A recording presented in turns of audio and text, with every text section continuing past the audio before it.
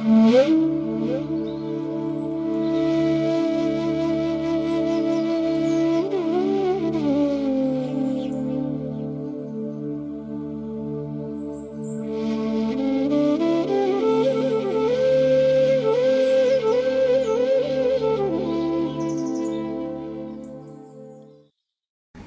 জননীং শারদাং দেবীং রামকৃষ্ণং জগদ্গুরুং পাদপদ্মে তয়ো শ্রিত্বা প্রণমামি মুহুর্মুহু।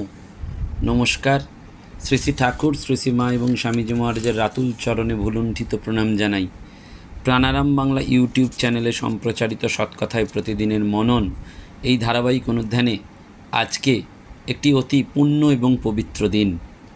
আজকে মহালয়া এবং ভগবান শ্রীরামকৃষ্ণ পরমহংসদেবের অন্যতম লীলা পার্ষদ স্বামী অখণ্ডানন্দজি মহারাজ অর্থাৎ সেবাযজ্ঞের ঋত্বিক পুরুষ দণ্ডী বাবার আজ পুণ্য আবির্ভাব তিথি। তাই আজকে যেমন এই পিতামহ পিতৃব্যের চরণে, পূর্বপুরুষদের চরণে প্রণাম করা, তর্পণ করা, নিজেদের ঋণকে পুষ্পাঞ্জলি রূপে অর্পণ করার দিন, ঠিক তেমনি এই দণ্ডী বাবার চরণেও আজকে প্রণাম করার দিন। এবং আজকের এই পুণ্য দিনে আপনাদেরকে জানিয়ে রাখা ভালো যে গত 1 সেপ্টেম্বর থেকে শুরু হয়েছে সেবা পূজা। আমরা গত 1 সেপ্টেম্বর বর্ধমানের রেল কলোনির প্রত্যন্ত বস্তি এলাকায় গিয়ে শ্রী সারদা আশ্রমের মহারাজের সহায়তায় প্রায় 65 জন বাচ্চাদের কাছে নববস্ত্র তুলে দিতে পেরেছি। তারপরেই আমরা 8ই সেপ্টেম্বর আমরা কলকাতার জোকার SPCI এই অরফ্যানেজে 220 জন কিশোরী মেয়েদের হাতে দুর্গাপূজার সেবা উপচার নিবেদন করেছি আপনাদের সকলের সহায়তায়। এবং তারপরে আমরা বালি দেওয়ানগঞ্জ অঞ্চলে 76 জন গ্রামের কিশোরের হাতে অর্পণ করেছি নববস্ত্র। আমরা অর্পণ করেছি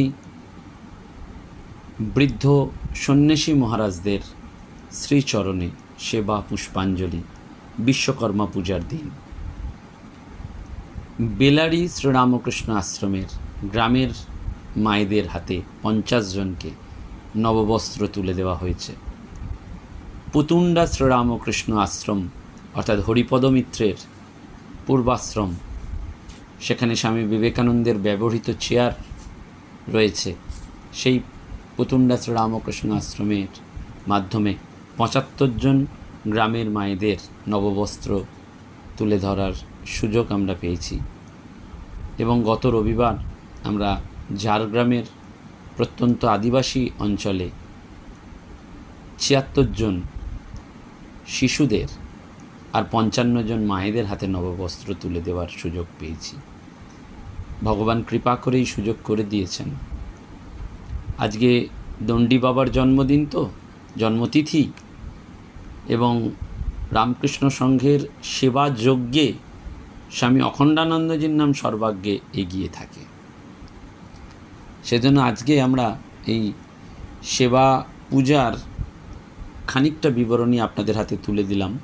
আমাদের এখনও কয়েকটি সেবা পূজা বাকি রয়েছে। ইতিমধ্যে প্রায় আমরা আনুমানিক 400 মানুষের কাছে পৌঁছে যেতে পেরেছি। আমাদের এখনও সন্ন্যাসিনী মায়েদের কাছে সেবা পূজা বাকি, এবং বাংলাদেশের প্রত্যন্ত অঞ্চল, প্রায় বাংলা পশ্চিমবঙ্গের বর্ডারের বেড়ি অঞ্চল, সেখানে আমাদের সেবা পূজা নিবেদন করার কথা রয়েছে। এবং দুর্গাপূজার মহাষষ্ঠীর দিন যে পুজো পরিক্রমা অনাথ আশ্রমের ছেলেদের নিয়ে, সেটিও রয়েছে। আপনাদের সকলের কাছে আন্তরিক কৃতজ্ঞতা জানাই যে নিবেদন, যে আবেদন করেছিলাম, আপনারা সেই আবেদনে সাড়া দিয়ে এই সেবা যজ্ঞে সামিল হয়েছেন। আপনাদের সাধ্যমতো সেই সেবা পূজা পাঠিয়েছেন। আপনাদের সকলের সহযোগিতা না থাকলে এই সেবা পুজো করা সম্ভব নয়। সুতরাং এই সেবা পূজার ফল আমাদের সকলের মধ্যে বর্ষিত হয়েছে। কারণ আমরা কেউ জানি আর না জানি, ঠাকুরমা স্বামীজি জানেন কে এই সেবা পূজায় কীভাবে এগিয়ে এসেছেন, কীভাবে এই সেবা পূজা হয়েছে, এবং মানুষের কাছে ভিক্ষাটুকু সম্বল করে আমরা এগিয়ে যেতে পেরেছি ঠাকুরমা স্বামীজির আশীর্বাদে, তাঁদের কৃপায়। আজকে আমরা অখণ্ডানন্দজি মহারাজের কথা স্মরণ অল্পই করব, কিন্তু আজকে আমরা এই মহালয়ার কথাই স্মরণ মনন করব। আমরা প্রত্যেকেই জানি যে 1897 খ্রিস্টাব্দের 15ই মে মহুলায় মৃত্যুঞ্জয় ভট্টাচার্যের চণ্ডী মণ্ডপে 18 জন দুর্ভিক্ষক্লিষ্ট মানুষকে নিজে হাতে চাল মেপে বিতরণ করে স্বামী অখণ্ডানন্দজি মহারাজ দুর্ভিক্ষ মোকাবিলা আরম্ভ করেছিলেন, এবং সেইটিই ছিল রামকৃষ্ণ মিশনের প্রথম প্রকাশ্য সেবা কাজ। এবং তারপরে এই দণ্ডী বাবা স্বামী অখণ্ডানন্দজি বাড়ি বাড়ি ঘুরে ঘুরে খোঁজ নিয়ে জানতে পেরেছিলেন যে ওই ভয়ঙ্কর দুঃসময় মানুষ কচু, ঘেঁচু, কাটা, নোটে শাক খেয়ে কোনো ক্রমে জীবন ধারণ করছে। তিনি এগুলি ভিক্ষা করে জোগাড় করেছিলেন, এবং তার পরবর্তী পদক্ষেপ ছিল দুর্ভিক্ষ এবং কলেরা রোগে পিতামাতা হারানো অনাথ ছেলেদের জন্য অনাথ আশ্রম করা। স্বামী বিবেকানন্দ সেজন্য আলমোড়া থেকে রাজা মহারাজকে লিখেছিলেন যে অখণ্ডানন্দ মহুলাতে অদ্ভুত কর্ম করছে বটে, কিন্তু শক্তি ক্ষয় করছে তাও কেবল চাল বিতরণের কার্যে। জনগণকে যদি আত্মনির্ভরশীলতে শেখানো না যায়, তবে জগতের সমগ্র ঐশ্বর্য ভারতের একটি ক্ষুদ্র গ্রামের পক্ষেও পর্যাপ্ত হবে না। এবং পরবর্তীকালে এই চিঠি অখণ্ডানন্দজিকে প্রবল প্রেরণা যোগায়। তিনি 1898 খ্রিস্টাব্দে মহুলায় রামকৃষ্ণ অরফ্যানেজ স্কুল গড়ে তুললেন। বাস্তবিক এই ভাবধারায় আমরা সকলেই রয়েছি। আমরা হয়তো দুর্গাপুজোয় নববস্ত্র দিচ্ছি, তার সাথে একটু খাওয়া দাওয়ার ব্যবস্থা করা হচ্ছে, কোথাও এক মাথা তেল দেওয়া হয়েছে। পুতুন্ডা শ্রীরামকৃষ্ণ আশ্রমের এই মহতী সেবাযজ্ঞে সঞ্চিতা মুখার্জি আমার দিদি, তিনি এই প্রত্যেককে এক মাথা করে তেল ঠাকুরের সেই ভাবনা থেকে নিবেদন করেছেন, অর্পণ করেছেন। কিন্তু আমাদের দরকার এই যে সেবা কাজ করতে গিয়ে বহু মানুষের সাথে পরিচিত হয়ে আমরা উপলব্ধি করেছি বহু ছেলেমেয়েরা যারা দিশা পাচ্ছে না, তাদের প্রতিভা রয়েছে, এবং তাদের জন্য যদি আমরা কোনো অর্গানাইজেশন করতে চাই, তার জন্য জমি দরকার, অর্থ দরকার, বা কোনো বাড়ি, ফ্ল্যাট এসব দরকার। সত্যি সেটি এখনও আমি ভগবানের কৃপায় ব্যক্তিগতভাবে জোগাড় করে উঠতে পারিনি। যদি কোথাও কোনো সহৃদয় ব্যক্তি তার সন্ধান দেন বা কোনোভাবে কেউ সেটিকে স্পন্সর করেন, ডোনেট করেন, তাহলে নিশ্চয়ই আমরা সেই ধরনের কর্মকাণ্ডে এগিয়ে যাওয়ার চেষ্টা করব। কেন এই কথাটা আমরা বললাম যে এই সেবা ছাড়া আর অন্য কোনোভাবে চিত্তশুদ্ধির উপায় এত সহজভাবে করা যায় না। সেই জন্য স্বামীজি বারবার সেই কথা আমাদের বলেছেন যে সমস্ত শক্তির ভিত্তি হচ্ছে হৃদয়। কর্ম করো, কর্ম করো, হাম আরও কিছু মাংতে নেই। অখণ্ডানন্দজি মহারাজের পূর্ণ জন্মতিথিতে এটুকুই আমরা স্মরণ করলাম, কিন্তু তার পাশাপাশি আজকে আমরা শ্রদ্ধার সাথে স্মরণ করব যে পিতৃপক্ষের অবসান আর দেবীপক্ষের শুরু। এটিই মহালয়া বলতে আমরা বুঝি। আর দেবীপক্ষ শুরু মানেই যেন আজ থেকেই দেবী দুর্গার আরাধনা শুরু। পিতৃপক্ষের শেষে মহালয়ার দিন ভোরবেলায় পিতৃপুরুষ বা পূর্বপুরুষদের স্মরণ করে আমরা তর্পণ করি। পূর্বপুরুষদের আত্মার শান্তি কামনায় আমরা পিণ্ডদানও কেউ কেউ করে থাকি। মহাভারতের সঙ্গে এই মহালয়ার যোগ রয়েছে। কর্ণকে সবাই দাতা কর্ণ হিসাবেই জানেন, আর সেই ভালো কাজের জন্য মৃত্যুর পর তিনি স্বর্গে গেলেন, এবং সেখানে তার আত্মা যখন খাবার চাইলেন তাকে সোনা এবং রূপো দেয়া হলো। কর্ণ অবাক হয়ে গেলেন। যমরাজকে এর কারণ জিজ্ঞাসা করাতে যমরাজ বললেন তিনি অর্থাৎ কর্ণ মর্তে সারা জীবন মানুষকে সোনা, রূপো, হিরে, জহরত দান করে এসেছেন, কিন্তু কখনো কাউকে খাবার দেননি। এই জন্যেই খাবার দেননি বলে স্বর্গে এসে কর্ণের এই পরিণতি। কর্ণ তখন বলেছিলেন যে তিনি তার পূর্বপুরুষদের চেনেন না। যমরাজ তখন কর্ণকে 14 দিনের জন্য মর্তে পাঠালেন। কর্ণ সেই 14 দিনে পৃথিবীর বুভুক্ষু মানুষকে পেট পুড়ে খাওয়ালেন। আবার স্বর্গে ফিরে গেলেন। তাকে নানান ধরনের তখন খাবার দেওয়া হলো। অনেকেই মনে করেন যে কর্ণের এই 14 দিনের মর্ত সফরই হচ্ছে পিতৃপক্ষ, দেবীপক্ষ এবং মহালয়ার সময়কাল।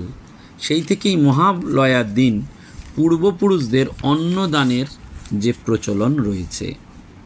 এবং শুধু শুধু এই পিতৃপক্ষে যে ঋণ আমরা বারবার বলি, সত্যি সত্যি শাস্ত্রে পিতৃমাতৃ ঋণের কথা বলা রয়েছে, কিন্তু এই পিতৃমাতৃ ঋণ কোনো দিন শোধ করা যায় না, এটিকে অঞ্জলি হিসাবে নিবেদন করা যায়।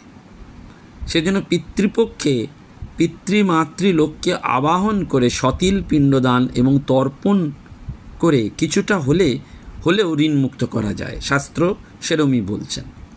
কারণ পিতামাতার আদেশ পালন করাই পুত্রের প্রথম ঋণ। বৃদ্ধ বয়সে তাদের দেখাশোনা করা, সেবা শুশ্রূষা করা এবং ভোজন করানো সন্তানের দ্বিতীয় ঋণ। আর পিতামাতার সদ্গতির জন্য পিণ্ডদান আর তর্পণ হচ্ছে তৃতীয় ঋণ। সন্তানের কাছ থেকে পিণ্ডদান এবং তর্পণ গ্রহণ করার জন্য মৃত প্রেতরা পিতৃপক্ষে আকুল হয়ে পৃথিবীর খুব কাছে চলে আসেন। এবং মহিলারাও কিন্তু এই পিণ্ড তর্পণ করার জন্য অধিকারিণী। সীতার পিণ্ডদানের ঘটনার মধ্যে দিয়ে সেই রামায়ণের যুগ থেকে মহিলাদের পিতৃমাতৃ তর্পণ করার প্রথা চলে আসছে। রাজা দশরথ তিনি পুত্রের হাতে পিণ্ডগ্রহণের জন্য অত্যন্ত অধীর হয়ে অপেক্ষা করছিলেন, কিন্তু রাম সময় মতো উপস্থিত না হওয়ার জন্য কন্যারূপী পুত্রবধূ সীতার হাতেই দশরথ পিণ্ড গ্রহণ করেছিলেন। পিতৃপক্ষ তাই ঋণ মুক্তির উৎসব বলা হয়।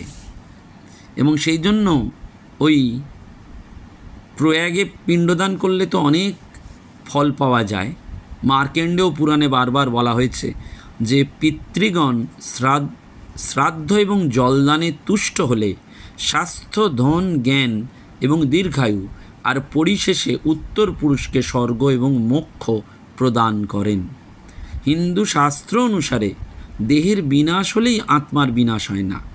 আমাদের পিতৃগণের দেহে যে আত্মা ছিলেন, তারা যে শরীরেই অবস্থান করুন না কেন, সেই শরীরেই জলক্রিয়া অর্থাৎ তর্পণের দ্বারা তৃপ্ত হন। সেজন্য বারবার বলা হয় আব্রহ্ম ভুবন্নাল লোকা দেবর্ষি পিতৃমানবা তৃপ্পন্তু পিতরো সর্বে মাতৃমাতা মহাদয় অতীত কুলকোটিনাং সপ্তদ্বীপ নিবাসিনাম ময়া দত্তেন তোয়েন তৃপ্পন্তু ভুবনত্রয়ম। এই মন্ত্র উচ্চারণ করে অনেকেই সেই পঞ্চপ্রয়াগে তর্পণ করেন। এবং এই তর্পণ আসলে সেই পিতৃপুরুষের উদ্দেশ্যে জলদান। সেই জন্য এই তর্পণের দ্বারা দেব, ঋষি, পিতৃ, মনুষ্যগণ সবাই খুশি হন এবং তারা আমাদের সুখ, সমৃদ্ধি, সাফল্য, পরিপাক শক্তির বৃদ্ধি এবং দীর্ঘায়ু দান করেন। সেই জন্য এটি যেন সেই পিতৃপক্ষের উৎসব। ভারতীয় সংস্কৃতিতে এটি অত্যন্ত তাৎপর্যপূর্ণ। একদিকে পিতৃপক্ষের সমাপ্তি, অন্যদিকে দেবী পক্ষের শুভ সূচনা বারবার বলা হয়েছে। সেজন্য এই আশ্বিনের কৃষ্ণপক্ষই হচ্ছে মহালয়া। পূর্বপুরুষদের পরম তৃপ্তি এবং শান্তি লাভ হয় এই স্বর্গ বা মোক্ষ লাভের মধ্যে দিয়ে। এবং বারবার বলা হয় যে এই বিশেষ তিথিতেই সম্ভব হয় পরম এবং চরম লয়। তাই অমাবস্যা তিথিটি হচ্ছে মহালয়া। সেই জন্য উত্তর পুরুষরা পূর্বপুরুষদের উদ্দেশ্যে প্রার্থনা এবং জল অঞ্জলি নিবেদন করেন। আবহমান কাল থেকে এটি হয়ে আসছে বারবার।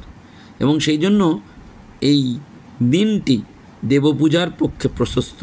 এবং বারবার বলা হয় যে শারদা তস্যাম্বিকা শ্বাস, অম্বিকার অপর নাম হচ্ছে শারদা, যার পুজোর শ্রেষ্ঠ কাল হচ্ছে এই শরৎকাল। শাস্ত্র আমাদের বারবার বলেছে দেবতা, ঋষি এবং পিতৃমনুষ্যদের জলাঞ্জলি দানে তৃপ্ত করাই হচ্ছে তর্পণ। অর্থাৎ অন্যভাবে তর্পণ করার মানে পিতৃপুরুষদের তৃপ্তির জন্য অঞ্জলিপূর্ণ জল দান। স্নান করার পর জল দিয়ে উত্তর পুরুষ পিতৃগণের জন্য যে তিল জল তর্পণ করেন তার তাৎপর্য অপরিসীম। পিতৃপুরুষ তর্পণে যেমন তৃপ্ত এবং প্রসন্ন হন, উত্তর পুরুষ ঠিক তেমনই এর দ্বারা পিতৃযজ্ঞের সম্পূর্ণ ফল লাভ করেন। ভগবান মনু এই কথাটি বারবার বলেছেন। পিতৃপক্ষের 15টি তিথিতে অর্থাৎ কৃষ্ণ প্রতিপদ থেকে অমাবস্যা পর্যন্ত প্রতিদিন পার্বণ শ্রাদ্ধ বা তার অনুরূপ তিল তর্পণ করতে হয়। যারা এই 15টি তিথিতে তর্পণ করতে পারবেন না তারা একাদশী থেকে মহালয়া পর্যন্ত তর্পণ করবেন। যারা এটাও করতে পারবেন না তারা শুধুমাত্র মহালয়া অমাবস্যার দিনটিতেই তিল তর্পণ করবেন। শ্রদ্ধার সঙ্গে পূর্বপুরুষদের স্মরণ মনন করবেন, শুদ্ধভাবে দিনটি পালন করবেন, ঈশ্বরের কাছে প্রার্থনা করবেন পূর্বপুরুষদের আত্মার শান্তি এবং ঊর্ধ্বগতি, এবং সম্ভব হলে এই পার্বণ শ্রদ্ধা দান ধ্যান করে দিনটি উদযাপন করা যেতে পারে। পার্বণ শ্রদ্ধা না পারলে অন্ন জল ভোজ্যদান করার নিয়ম আছে, এবং বারবার স্মৃতিচিন্তামণি বলছেন শ্রাদ্ধানুকল্পং ভোজ্যং বা পিণ্ডং তর্পণমি বা। এবং বারবার ধনঞ্জয় দাস কাঠিয়া বাবা তিনি লিখছেন আশ্বিন কৃষ্ণ প্রতিপদ থেকে শুক্ল প্রতিপদ পর্যন্ত এই পিতৃগণ ক্লিষ্ট থাকেন, অন্ন জলের জন্য আকাঙ্ক্ষা করেন। সেই জন্য এই 16 দিন শ্রাদ্ধকাল। যিনি এই 16 দিন শ্রাদ্ধ করতে অসমর্থ তিনি এর মধ্যে একদিন করলেও পিতৃগণ সংবৎসর তৃপ্ত থাকেন। এই দিনটি পিতার মৃত্যুতিথি যেন হয়। কাত্যায়ন বলছেন পিতার মৃত্যুর যে তিথি পিতৃপক্ষে সেই তিথি প্রযত্ন সহকারে পূজনীয়, অর্থাৎ সেই তিথিতে প্রযত্ন সহকারে শ্রাদ্ধ ক্রিয়া কর্তব্য। এবং বারবার বলা হয় যে উত্তরায়ণের শেষ মাস হচ্ছে আশ্বিন। এই মাসেই পূর্বপুরুষদের উদ্দেশ্যে উত্তরায়ণের শেষ কৃষ্ণপক্ষটি বা অমাবস্যার দিনটিতেই তর্পণ করার শাস্ত্রীয় বিধান। বারবার এই দিনটির কথা বলা হয়েছে, এবং ধর্মরাজ জমের 14টি নামের প্রতিটিকে আলাদা আলাদা করে তিলযুক্ত জল দিয়ে দক্ষিণ মুখে তর্পণ করতে হয়। সেটি আমরা সবাই জানি, সেই মন্ত্র ব্রাহ্মণরা বারবার উচ্চারণ করেন। অর্থাৎ পৃথিবীময় সকলেই পিতৃগণের দুহিতা দৌহিত্র বা পুত্রস্বরূপ। সেই জন্য নাম গোত্র মন্ত্র এই তিনের সমন্বয়ে পিতৃগণের উদ্দেশ্যে এই অন্ন জল তর্পণ করা হয়। এবং তিল তর্পণ করতে গেলে কিছু নিয়ম রয়েছে। বারবার বলা হয় যে এই তিল তর্পণের ক্ষেত্রে স্নান করে তর্পণ করতে হবে, জব মিশ্রিত জলে দেব তর্পণ আর কালো তিল মিশ্রিত জলে পিতৃগণের তর্পণ করতে হয়। গঙ্গাদি তীর্থে গ্রহণের সময় এবং পিতৃপক্ষে তিল তর্পণে কোনো বাধা নেই। পিতৃহীন পুত্র তর্পণের অধিকারী, পিতা বেঁচে থাকলে নয়। পুত্র পৌত্র না থাকলে পতিহীনা শ্রীমত্তা স্বামীর শ্বশুরের বা শ্বশুরের পিতার তর্পণ করতে পারেন। কালা শৌচের সময়ও তর্পণ করা যায়। পিতা মাতা প্রেত থাকার সময় শুধুমাত্র সেই প্রেতেরই তর্পণ করতে হয়। সপ্তলোকবাসী পিতৃগণ হচ্ছেন সোমের আধার, সোমরূপী যোগ মূর্তিধারী জগতের পিতা। সেজন্য সেইটি হিসাবেও আমাদের এই তর্পণ করা হয়। সেই জন্য শ্রদ্ধা ভক্তি সহকারে জলে তিল তর্পণের ফলে এই পুণ্য অর্থাৎ খানিকটা ঋণ শোধ, খানিকটা পিতৃপুরুষের প্রসন্নতায় যোগ ঐশ্বর্য লাভ করা সেটি আমাদের, এবং সাধ্য অনুসারে একটু দান ধ্যান করা। সব সময় এটা আমাদের মনে রাখতে হয় যে আজকের দিনটি হচ্ছে শ্রদ্ধার দিন এবং আজকের দিনটি আশীর্বাদ পাওয়ার দিন। শাস্ত্র বারবার বলছে পিতৃগণ কখনো তার উত্তরপুরুষের কাছে ঋণী থাকেন না, কিন্তু পিতৃকর্ম পার্বণ শ্রাদ্ধ অনুরূপ তিল জল দ্বারা তর্পণ বিভিন্ন তিথি নক্ষত্র অনুসারে যে কি ফল পাওয়া যায় তার কথা বারবার পুরাণে ঋষিরা বলে দিয়ে গেছেন। আমাদের আজকের দিনে আমরা হয়তো আর কিছুক্ষণ পরেই সবাই যাব বিভিন্ন জায়গায় তর্পণ আদি করতে, কিন্তু মনে রাখতে হবে সেই গয়া প্রভাস পুষ্কর নৈমিষারণ্য কুরুক্ষেত্র প্রভৃতি স্থানে পিতৃকর্মের সমান ফল লাভ হয়, এবং এই স্তব পাঠ শ্রবণ করলে আমাদের মন ভরে যায়। সেজন্য বারবার বলা হয় যে এই যেন মহালয়া কিন্তু একটা উৎসব, সেই উৎসবটা হচ্ছে এই পিতৃপক্ষের উৎসব, সেটিকে আমাদের বারবার স্মরণ রাখতে হয়। ঋণ মুক্তির উৎসব। নমস্কার, ধন্যবাদ। প্রাণারাম প্রাণারাম প্রাণা